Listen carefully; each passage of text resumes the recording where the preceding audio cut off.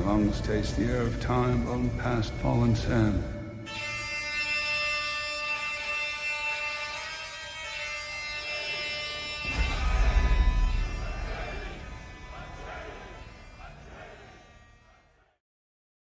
Hi there, I've clipped this clip not because of the awesome fight, but because I think it exemplifies the kind of teaching that should be happening within HEMA clubs. There's nothing wrong with stopping to speak to your opponent if you think there's an area they lack, or even stopping to ask your opponent if you think you could stand to improve somewhere, which is exactly what happens here.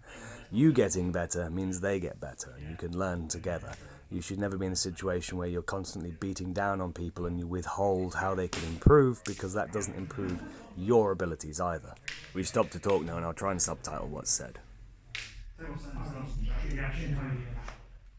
your reaction time, you're fast as fuck. It's your stance.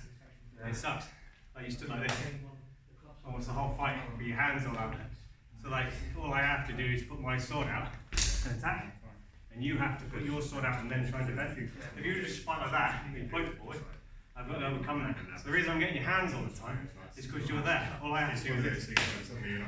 And you're normally expecting a head punch, so you put your hands out, and then it means that all I have to do is attack low every time. You know? All you need to do is go from plow, you know? Because you want to keep your hands close to your body, you don't want to hold them all the way out like that. So start from plow, always keep your point on, because you're not doing the fundamentals of that, making it an obstacle. You know? Because I'm getting to just do a straight run at your body all the time. If your point was out, I have to clear that first. You know, and that changes the fight. So just try and fight with your point out.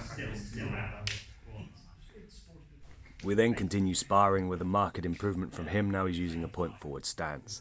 I'm a strong believer that you're only ever as good as your best opponent, and as such I always give my opponents the tools with which to beat me. That way I have to then learn to overcome that and beat them right back, and it becomes a cycle of learning where you both improve over time.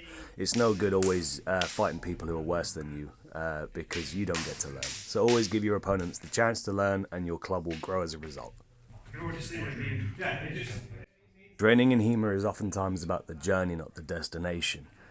Every fighter will always encounter someone who's better than them, and even those who are at their absolute pinnacle, who are like international champions, will eventually come across someone who has learnt something more than them and will beat them in a fight, which means that their learning process starts all over again.